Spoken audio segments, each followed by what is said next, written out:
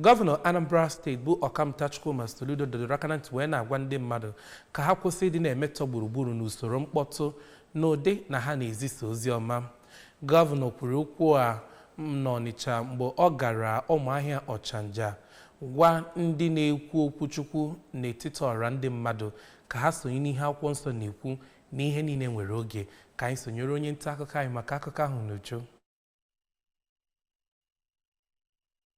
Ya bụ gọvanọ kwudoro otu onye dịka ọ na-ezi ozi ọma n'ebe a na-azụ ahịa ma bụrụkwa nke okwu na ọ na-eweta mkpọtụ n'ebe ahụ dịka o si kọwaa. Iwu megidere ya bụ ihe bụ nke metụtakwara ihe ndị ọzọ na-abụghị ihe gbasara ụka, nke gụnyere iji ogologo igwe okwu wee na-ekwupụta okwu n'ebe a na-aba ụgbọala n'Ụmụahịa, nakwa ndị na-ele egwu na-eti ha na-enweghị ikike ha nwetara.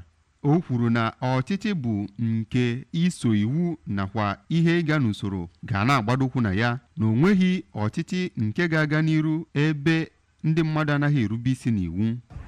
Ụlọ na-anụkwu ya ọ dị ka ndị na-eje were maikrofonu wepụta n'ọnụ ụzọ n'ime afịa bido na-akpọ Ibadan, you are polluting the place.